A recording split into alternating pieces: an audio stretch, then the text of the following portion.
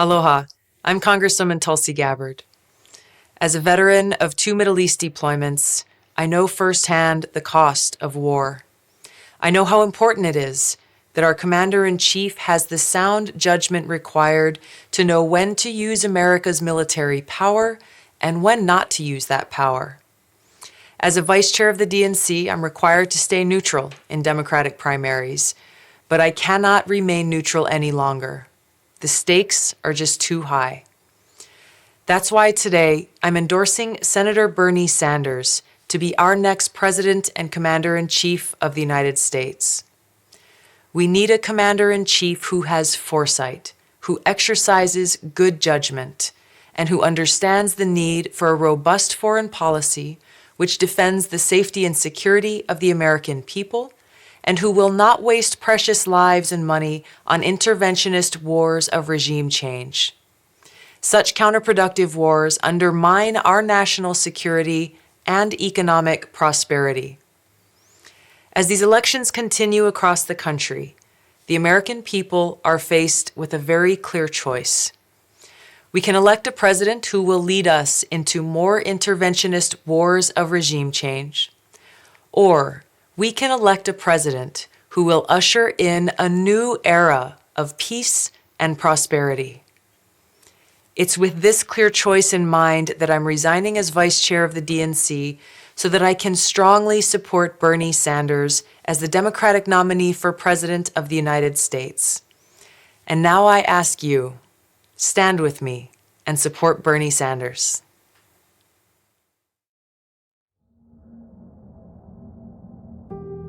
Going back to the old neighborhood can be hard sometimes. Walls have been built invisibly around the old neighborhood, and that police brutality is used to keep folks hemmed in, and frankly, opportunity locked out. I spent my entire life in the civil rights movement. I came up in the NAACP like my mom came up in the NAACP, like my father came up in the Congress of Racial Equality, like Bernie Sanders came up in the Congress of Racial Equality. Black Lives Matter. We need to combat institutional racism from top to bottom in a broken criminal justice system. I'm supporting Bernie Sanders for president, and all of us who have joined this campaign are there for the same reason. He has always fought for a populist position of let's fight for all of our families as if they are our own. I'm Bernie Sanders, and I approve this message. This is everything that I have, my family. Family should be important to everyone. Mostly I like being a mother. Alyssa, she's 6 years old. That's my baby, my only child. She likes to read me books, sit down and talk with me about her school. But there's a lot of sand in the car. Recently, she just learned about Rosa Parks and Martin Luther King. She asked me, did Rosa Parks not give up her seat for a white man? And I said, yes. She said, but those in the net. About 5 or 6 of us, 7, got together when we heard Bernie was going to do a live stream nationwide. Had a couple events here, 50 at a clubhouse at an apartment complex, and another 72 at the library. And now look what happened. It's just incredible.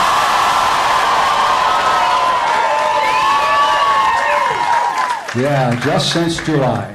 And anyway, we got to carry this momentum forward to the primary. It's not just here to see Bernie. That's the main item right now, I know, but we got to get Bernie. Bernie's got to win the nomination. He's got to win Michigan.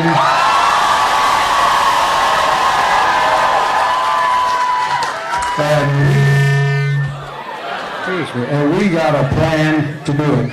I don't want anybody to leave this place today if they have not seen someone with a clipboard, and I want you to sign up to spread the word. We've got canvassing, we've got phone banking, we've got get out the vote, and we've got a field office at 1000 Milliken Drive. You all know where that is? Have you been there? It's a beautiful place. We're having shifts starting at 9 in the morning, 12 noon, 3 o'clock, and I think there might even be a 6 o'clock. So if you haven't signed up on a clipboard with somebody here today to volunteer, to do something, and there's other things you can do, stop by the office, they'll find something for you to do, but we got to get out the vote. We have got to get out the vote. So really, everybody here, volunteer. Find someone with a clipboard on the way out. You'll see them all over the place. We've got lots of people here taking names, numbers, and emails, and we want you to get out and vote for Bernie.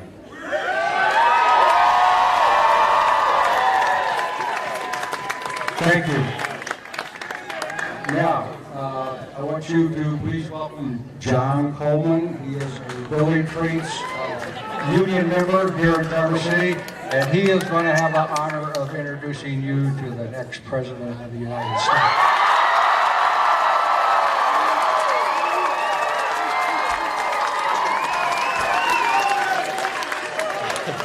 Good evening, everybody. Thank you on behalf of the building trades of Northern Michigan. You all know why we're here. Jobs, infrastructure, climate change, and corporate greed. The destruction of the American middle class has been in slow and steady decline since before I was a child. The once proud cities of the American Midwest have been devastated by the loss of jobs, good paying union jobs. These jobs are currently being replaced by low-end jobs.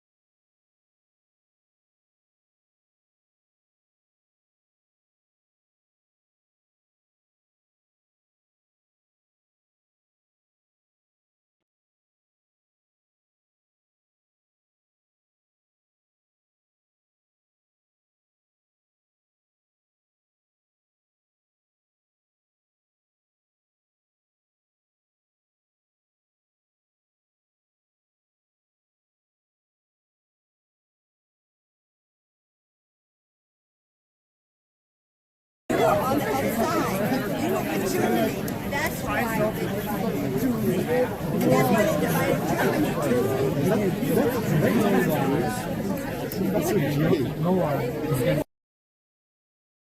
Old days, right, Mommy? And I had to explain to her that it's not really over.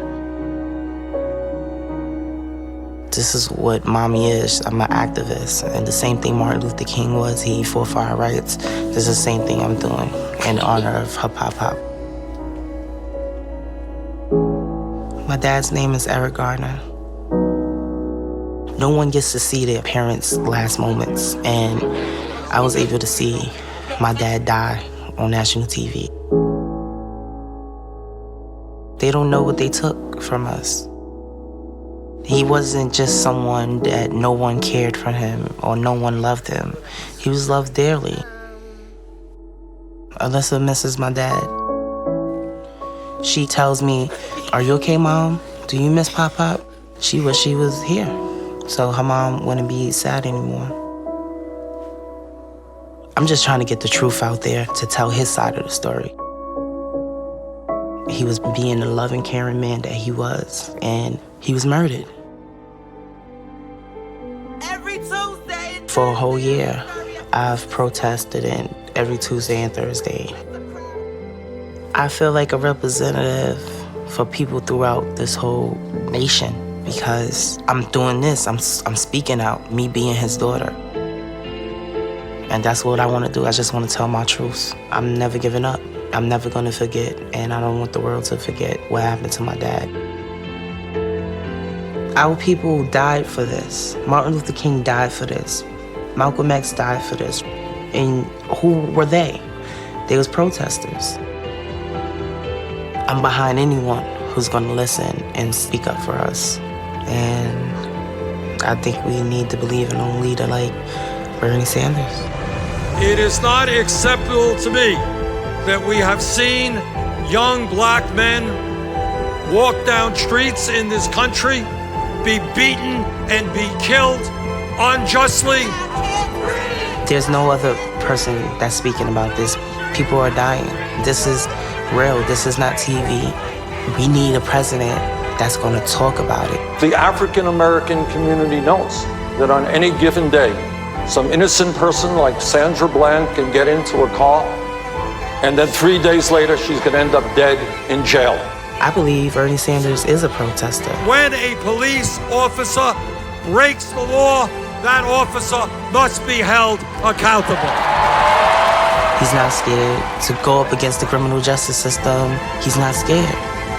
I want to see an America where when young black men walk down the street, they will not be harassed by police officers. They will not be killed. They will not be shot. And that's why I'm from Bernie.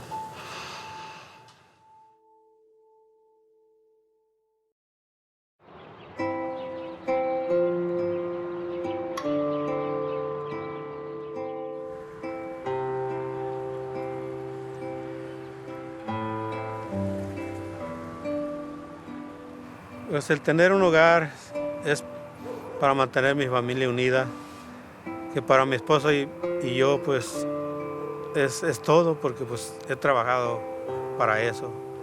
We felt secure.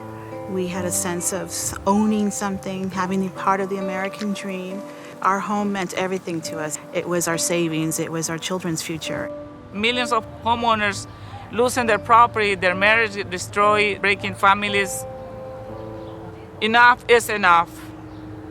Yo estoy apoyando la campaña de Bernie Sanders porque pues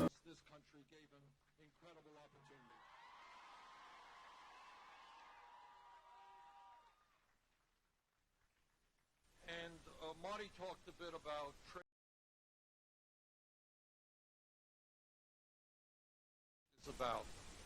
is doing something fairly radical in American politics. We are trying to tell the truth. That's a radical idea. And that means bringing forward issues and ideas that sometimes people feel uncomfortable with, but we got to talk about them, because unless we know how we got to where we are today, it's very hard to go forward. All right? Now, one of the areas that Marty mentioned was trade policy, and that's something I have been involved in for a long time. It is not a sexy issue. And you'll see very, very little coverage of trade on television. Corporate America doesn't discuss trade very much. TV, radio, newspapers. But what happened here? Everybody in this room would be shocked to know, as I was, that in 1960, Detroit, Michigan was one of the wealthiest cities in the United States of America.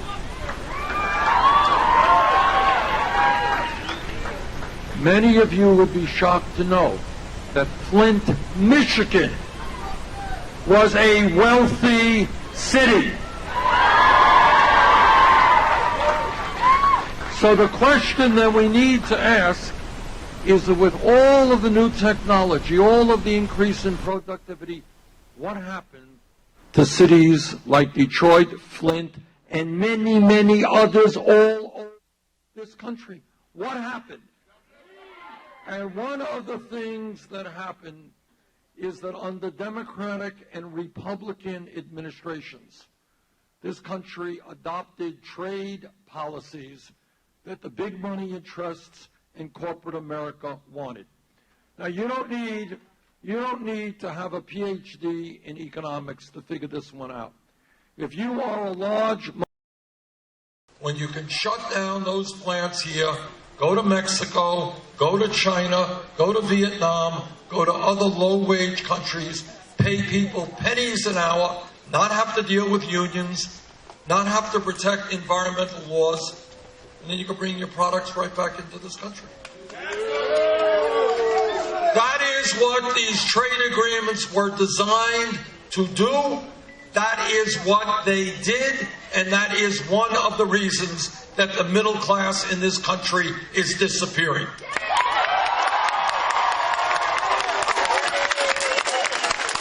When I was first elected to the Congress from Vermont in the early 1990s, I was out on picket lines against NAFTA.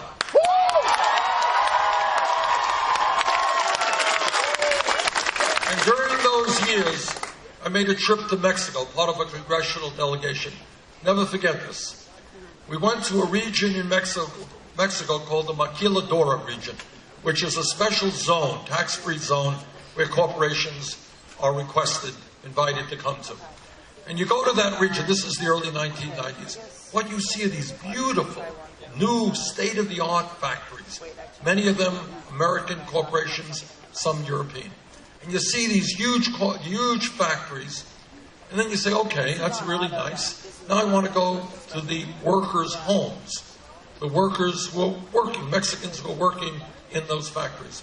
Well, the problem was that we couldn't visit the homes of the Mexican workers because they didn't live in homes. They lived in cardboard shacks. You know the cardboard boxes that you get a refrigerator in or a washing machine?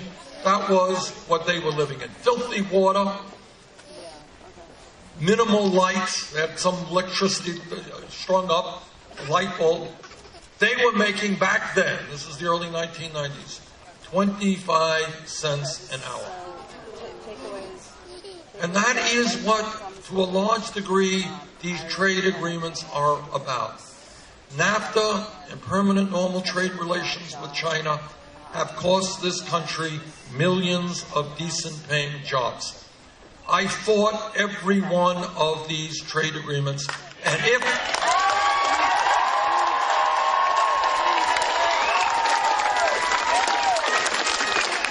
elected president, we are going to very fundamentally transform trade policy in this country.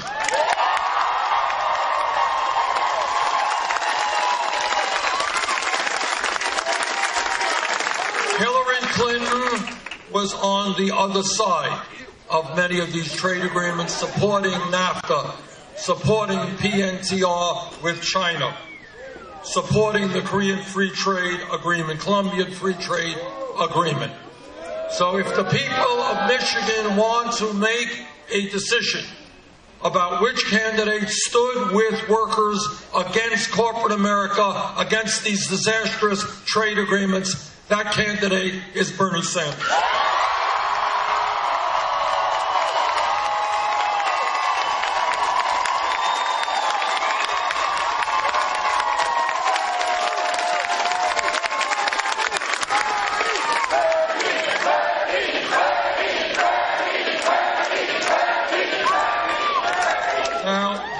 Some other very basic disagreements between Secretary Clinton and myself. One of them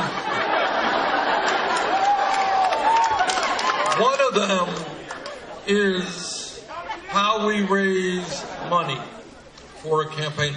And let me be very clear, when I tell you what's going on in American society, I'm going to tell you some unpleasant truths, but they are true. And that is, we have a campaign finance system today which is corrupt, and it is undermining American democracy.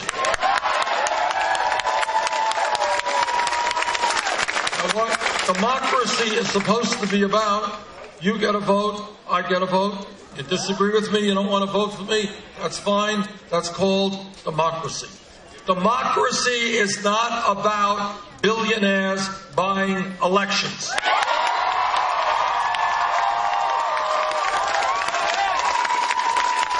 Democracy is not about the Koch brothers and a handful of other billionaires spending $900 million on this campaign.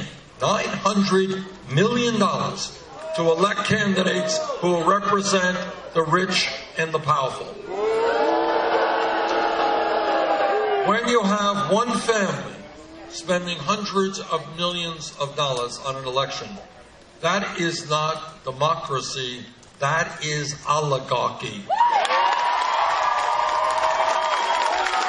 And together, we are going to stop the oligarchic drift in this country.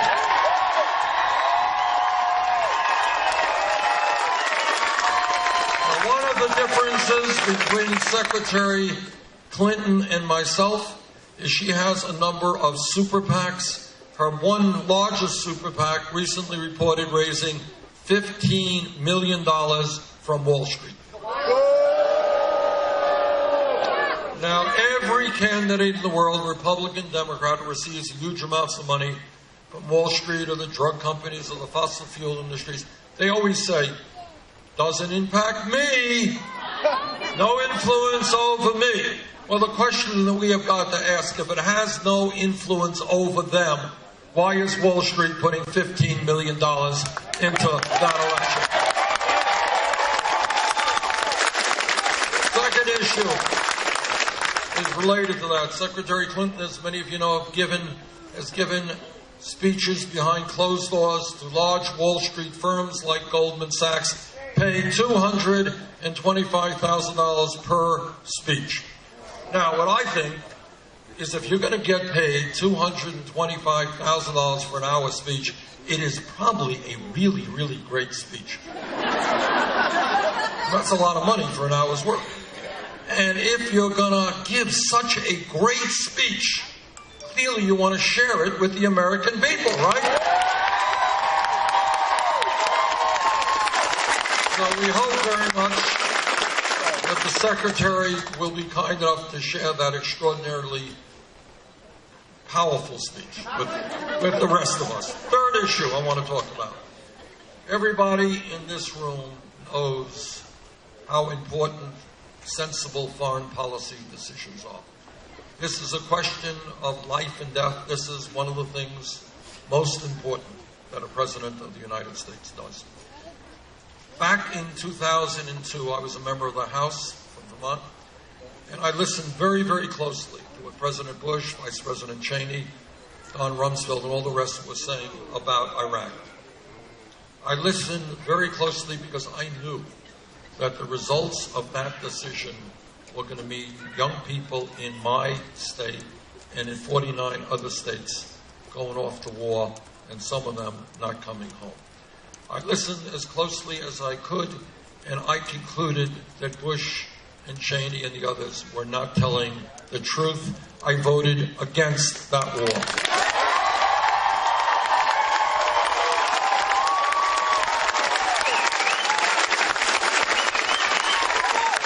Secretary Clinton voted for that war. And that was one of the worst, most disastrous foreign policy blunders in the modern history of the United States. That war, as all of you know, led to the kind of chaos and instability in that region and eventually the rising of ISIS, etc. Also, I found it very interesting with regard to foreign policy that at a recent debate that I had with the Secretary, she mentioned that Henry Kissinger praised her. Now, Henry Kissinger, for the young people here, he was Secretary of State in this country. And he will go down in history as one of the most destructive Secretaries of State in the modern history of America. And terrible, terrible things as Secretary of State.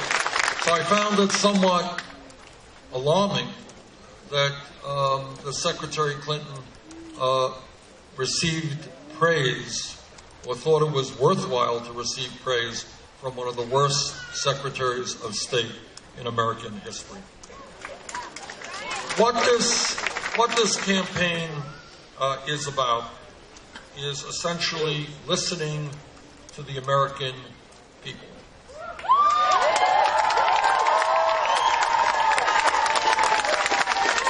And what the American people are saying, and by the way, this is across the political spectrum. These are conservatives, moderates, and progressives. And I come to you as perhaps the most progressive member of the United States Senate.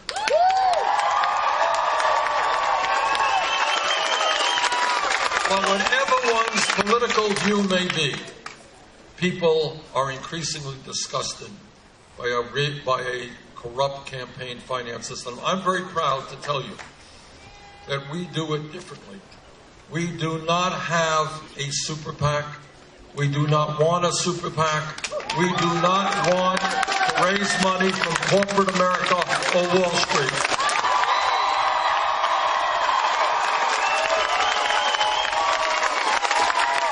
What we have done is ask the American people, working people, for help. And unbelievably, we have received over 4 million individual campaign contributions.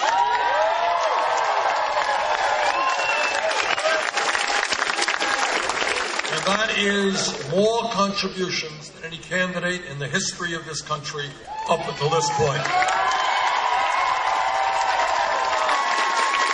And you all know what that average contribution is? $27. I'm pretty proud of that. Many politicians go to some billionaire's home and they leave with millions of dollars. And we are leaving with an average contribution of $27. That's pretty good. To paraphrase Abraham Lincoln at Gettysburg, this is a campaign of the people, by the people, and for the people.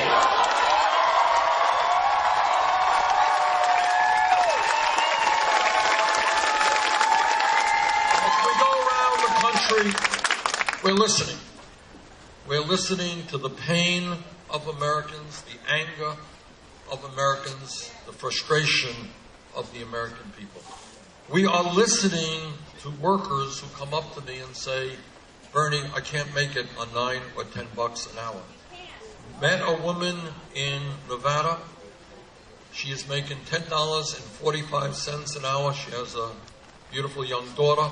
She has student debt. And she says, Bernie, with tears coming down her eyes, I don't know how I'm going to make it.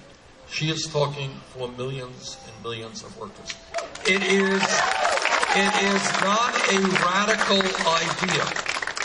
And one of the points of this campaign is to get the American people to think big, not small. To ask why not. To ask why. Why we continue to have a starvation minimum wage of $7.25 an hour. That's insane. You can do the arithmetic as well as I can. Multiply 7 1/4, 8, 9 by 40 hours a week, 50 hours a week, 52 weeks a year. It is not enough money for a person to live on, let alone a family.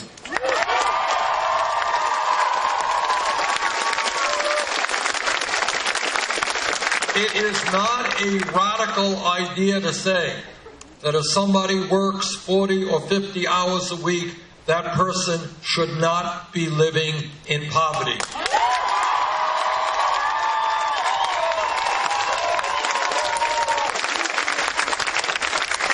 During the course of this campaign, I have talked to a number of people who run emergency food shelves.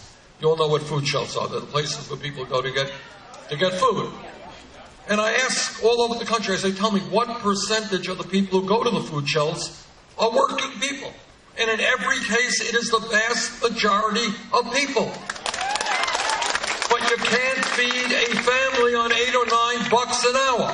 That is why we have got to raise the minimum wage to $15 an hour.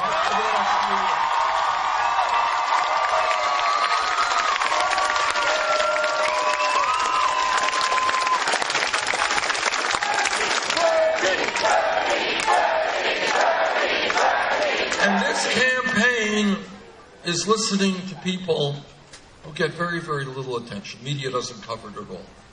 And that is the plight of millions of senior citizens in this country.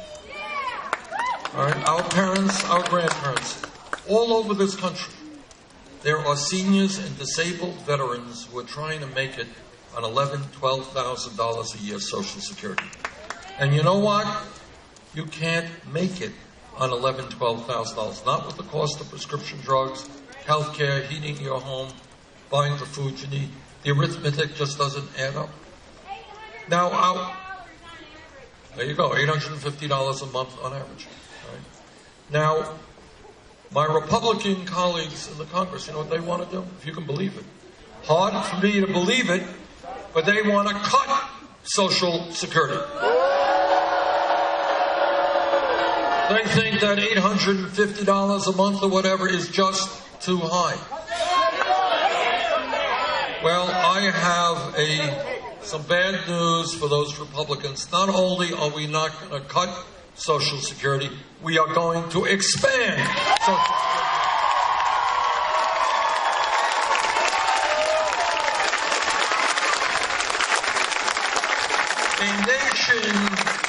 A nation is judged historically not by the number of millionaires and billionaires it has. It is judged by how we treat the weakest and most vulnerable amongst us. The weakest and most vulnerable are our parents and our grandparents and disabled veterans, and together we are not going to turn our backs on them. They created this country.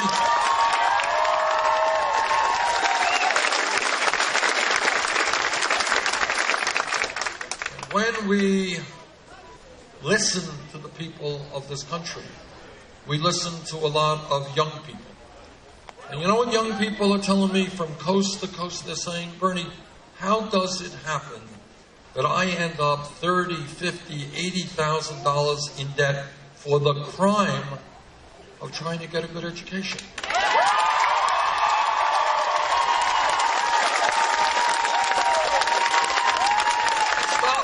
What I'm asking folks to do is think outside of the box. Don't accept the status quo. Everybody in this room knows two things.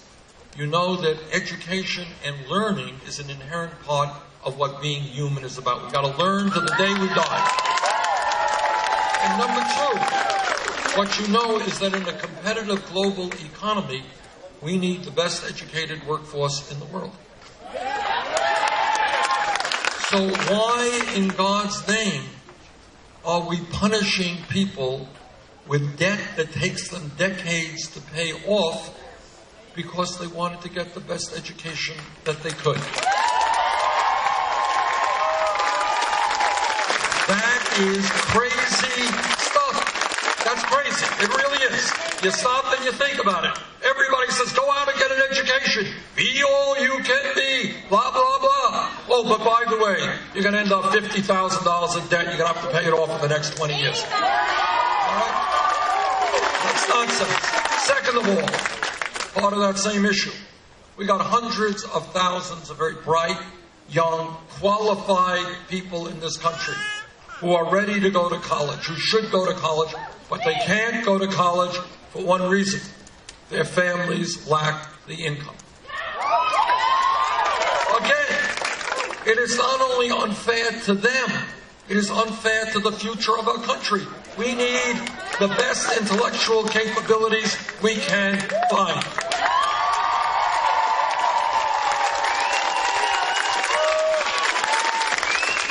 So we have a proposal which does three things. Number one, we are going to understand that when we talk about public education today, it's not good enough to talk about first grade through 12th grade. The world has changed. And educational requirements have changed. So when we talk about public education today, we have got to talk about making public colleges and universities tuition free.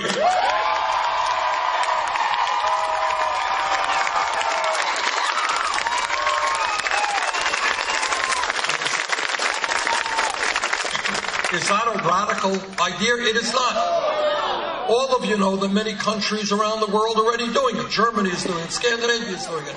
Other countries are doing it. And here's what many people don't know. 50 or 60 years ago in the United States of America, public colleges and universities were virtually tuition free. If we could do it 50 years ago, we sure can do it today. And it's not just the college education. A lot of very bright young people out there who are good with their hands, not academically inclined, they need training to become plumbers and carpenters and sheet metal workers. Now, my opponents say to me, well, Bernie, that's a great idea, Santa Claus, you're giving away all this free stuff. How are you going to pay for it? Okay, this is, again, thinking outside of the box. Because I'll tell you how we're going to pay for it. Interestingly enough, when the greed and the recklessness and the illegal behavior of Wall Street drove this economy into the worst recession since the 1930s, Wall Street went begging to the United States Congress, and they said, bail us out. Bail us out. Well, I didn't vote for the bailout, but my colleagues did. Now,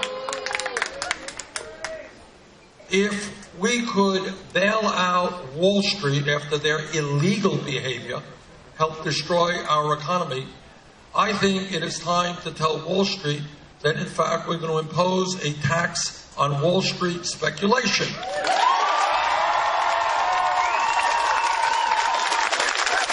And we are going to use that funds to make public colleges and universities tuition-free and lower student debt. We bailed out Wall Street. Now it is Wall Street's time to help the middle class of this country.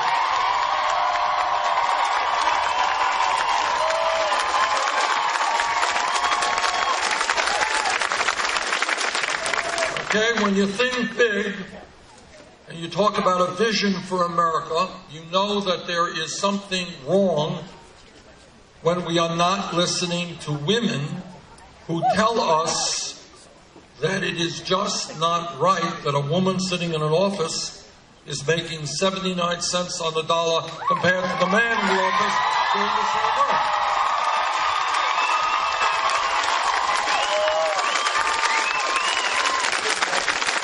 And I know that every man in this room will stand with the women in the fight for pay equity for women.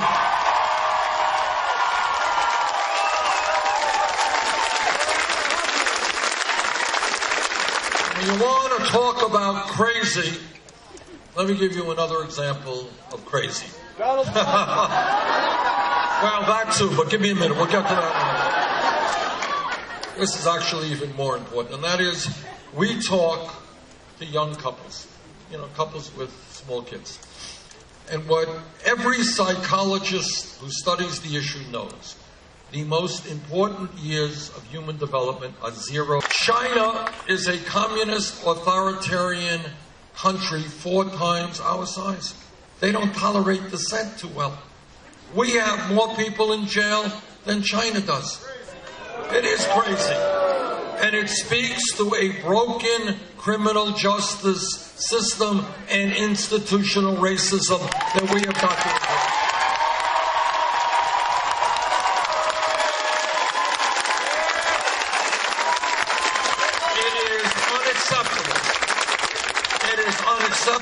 And an American tragedy of the worst degree that today, if we do not change it, and we must, an African-American male baby born today stands a 1 in 4 chance of ending up in prison.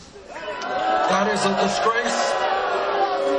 So what we are going to do, among many other things, in repairing a broken criminal justice system, is what we are going to do is understand that when youth unemployment is off the charts, African American youth unemployment 51%, we are going to invest in jobs and education, not jails and incarceration.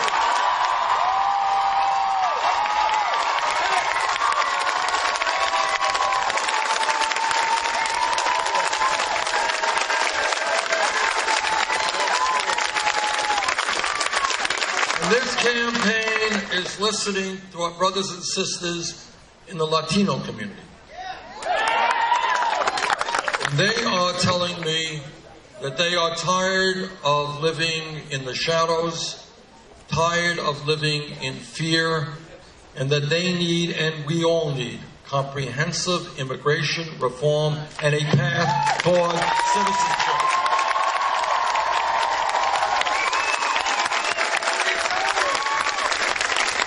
This campaign is listening to the Native American community. I don't have to tell anybody here how shamefully from day one we have treated the Native American community. Decade after decade, century after century. I was in Hibbing, Minnesota a few days ago talking to some Native American leaders there. What they are telling me, half of their kids drop out of high school. Drug addiction is an epidemic. Suicide rates among the kids is very, very high. Healthcare system is totally inadequate. We will not turn our backs on those people who gave us so much and to which we owe so much.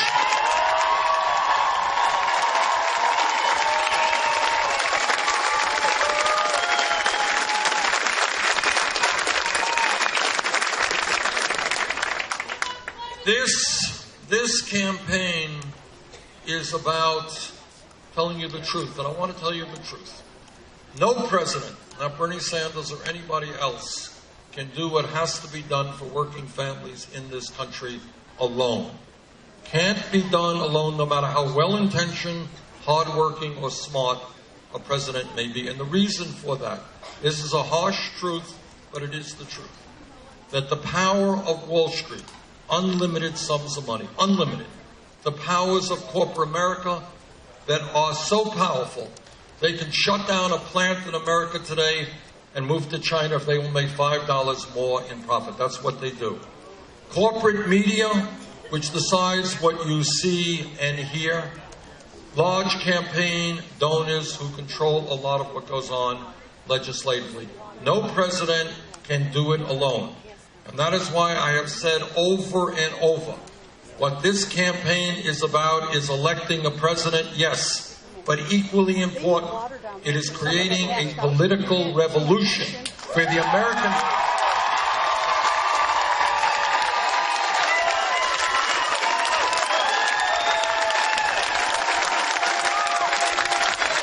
Every person in this room, in this country, is enormously powerful if you choose to use your power.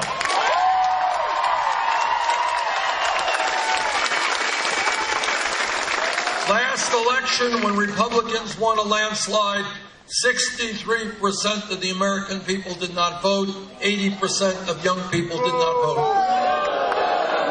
And that is exactly what the big money interests want. They want people to say, oh, politics is crap.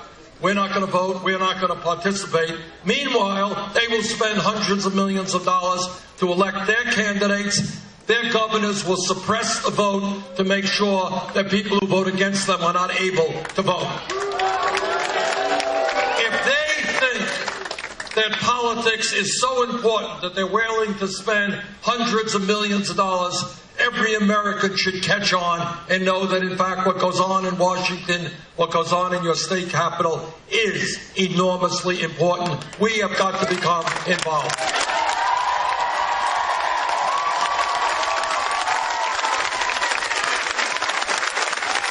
Everybody here knows, and Michigan knows it as well as anybody, change never takes place from the top on down, always takes place from the bottom on up.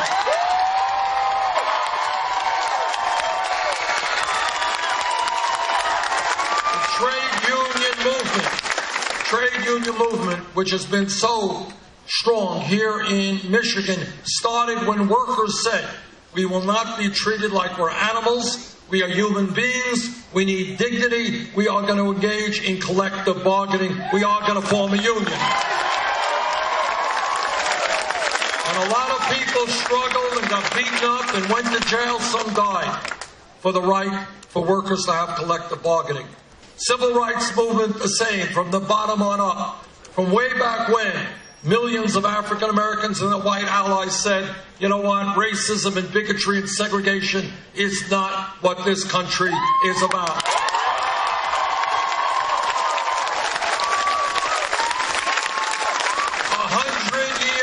People forget this. 100 years ago, not a long time, from an historical perspective, women in America did not have the right to vote. Could not go and get the education they wanted, could not get the jobs that they wanted. They were third-class citizens. But women and their male allies said, no. In America, women will not be third-class citizens. We're going to change that.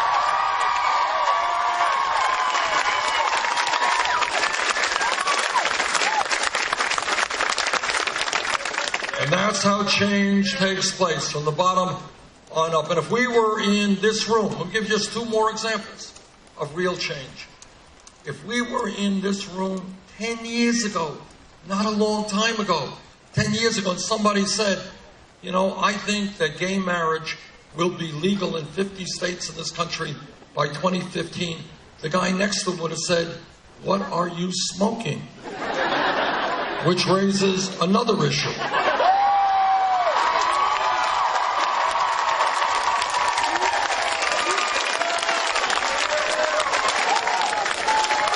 But here's the point. Gay community against enormous opposition with their straight allies, said something very profound. They said, okay, sorry, we need a medic. All right, do we have a medic in the room?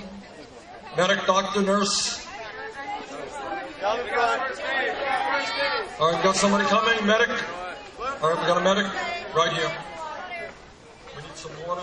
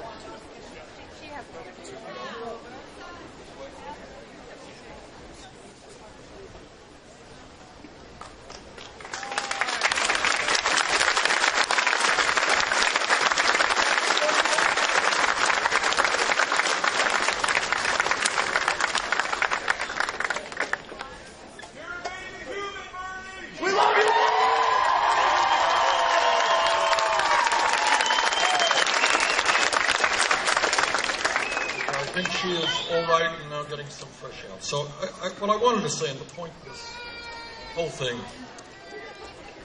is that change takes place not when some president signs a document or the Supreme Court makes a decision.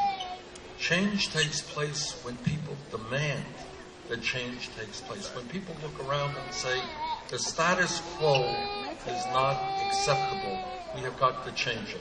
And that is where we are right now as a people. In my view, when the top 0.1% now owns almost as much wealth as the bottom 90%, that is not acceptable. When the 20 wealthiest people in this country own more wealth than the bottom half of America, 150 million people, that is not acceptable. When in Vermont and in Michigan and all over this country, we have people working not one job, but 2 jobs, 3 jobs, to cobble together some income and some health care, and 58% of all new income goes to the top 1%. That's not acceptable. So our job is to create an economy that works for everybody, not just the people on top.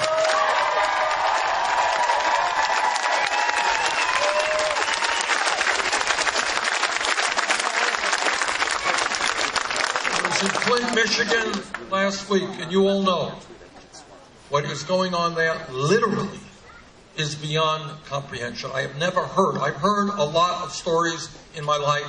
I have met with a lot of people.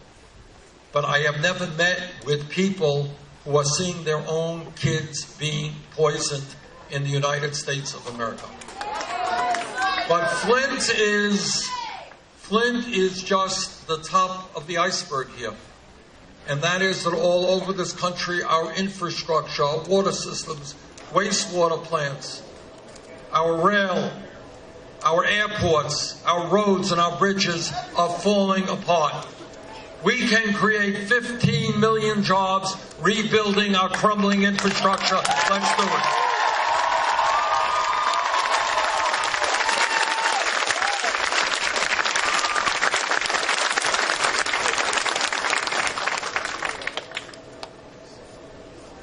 Republican candidates are running all over this country talking about family values.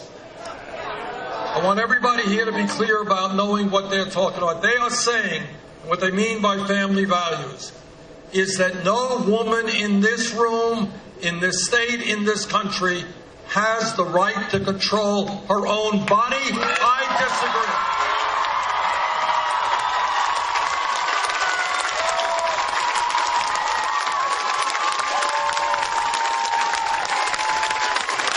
What they are talking about in family values is that our gay brothers and sisters should not have the right to get married. I disagree.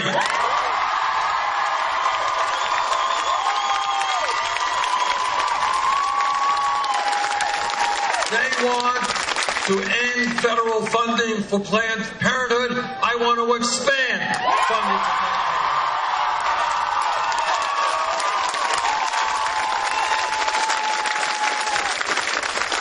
I'm a member of the Senate Committee on the Environment and the Senate Committee on Energy.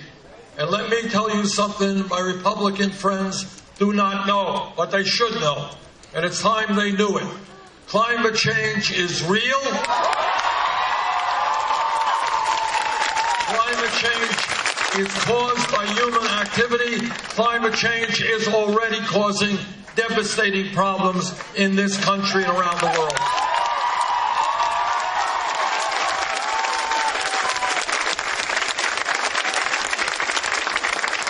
We have a moral responsibility to make certain that the planet we leave future generations is a planet that is healthy and habitable. And what the scientists tell us, and I'm on the committee that deals with this, what the scientists tell us, if we do not get our act together, take on the fossil fuel industry, and transform our energy system away from fossil fuel, by the end of this century, this planet will be between 5 and 10 degrees Fahrenheit warmer. And what that will mean, more drought, more floods, more extreme weather disturbances, more acidification and destruction of ocean life, more rising sea levels, more international conflict as people fight for limited natural resources.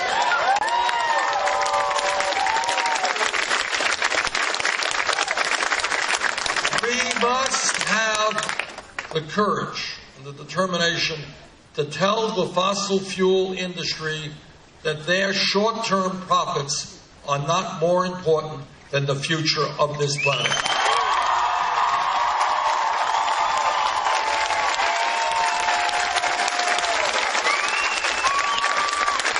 And when we think big, it's important to ask a very simple question. How does it happen that every other major country on earth, the United Kingdom, France, Germany, Italy, Holland, Scandinavia, Canada, you name it, every major country on earth guarantees health care to all of their people?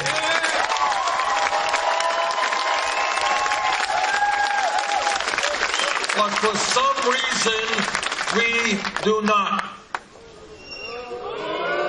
Now, the Affordable Care Act has done some very good things. We've ended pre-existing conditions. We've provided health insurance to over 17 million Americans, and we've done away with discrimination against women who are paying higher premiums because they're women. But 29 million Americans still have no health insurance. Many of you have high deductibles and copayments, and we pay by far the highest prices in the world for prescription drugs. In fact, the pharmaceutical industry is ripping us off all over the place. And then to add insult to injury, we end up spending much more per capita on health care than do the people of any other country. That is why, in my view, we've got to join with the rest of the industrialized world. Health care for all, health care as a right, not a privilege.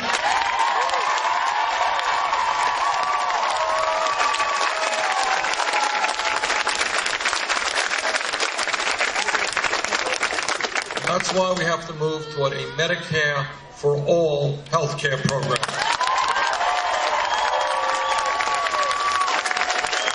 Now, one of the criticisms leveled at me is I am not electable.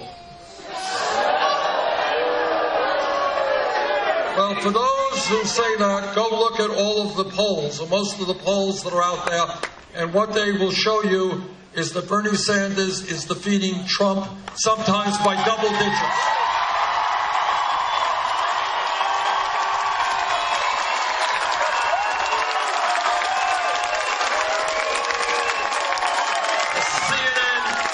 A CNN poll the other day had us 12 points ahead of Trump. State poll after state poll has us beating him in some cases by very, very wide margins.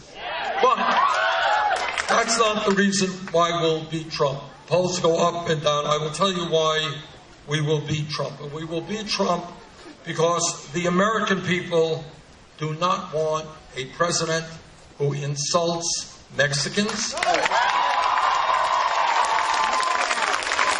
who insults women, who insults Muslims, who insults African Americans.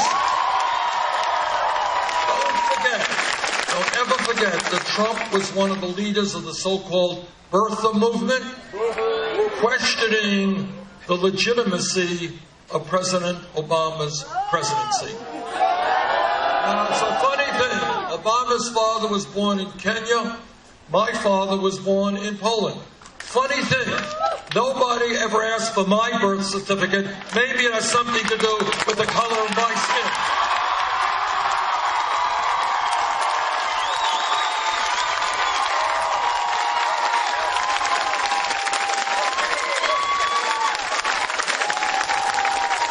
And most importantly, we will defeat Trump because the American people understand that bringing us together trumps dividing us up.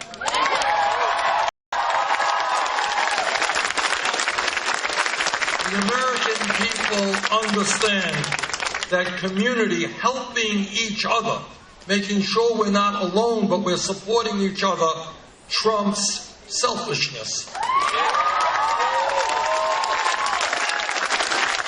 And most profoundly, and at the heart of all religions and all moral teaching, is the understanding that at the end of the day, love trumps hatred.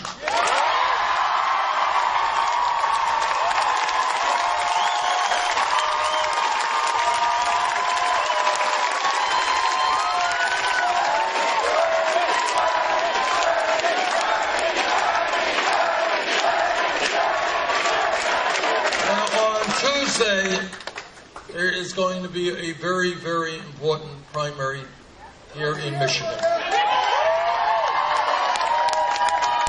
We will win if large numbers of people come out. We will lose if there is a low voter turnout. So I would ask every person in this room not only to come out and to vote, but bring your friends and your relatives and your neighbors and your co-workers.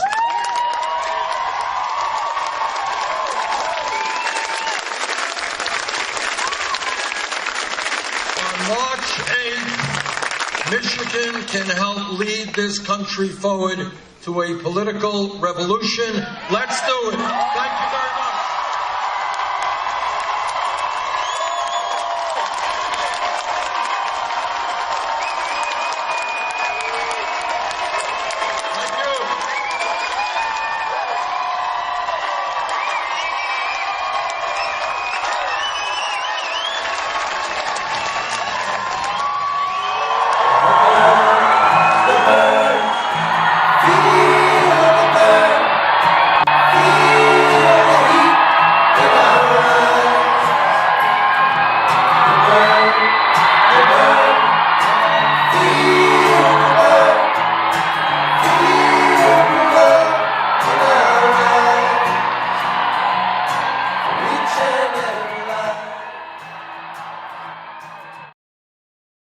Aloha. I'm Congresswoman Tulsi Gabbard.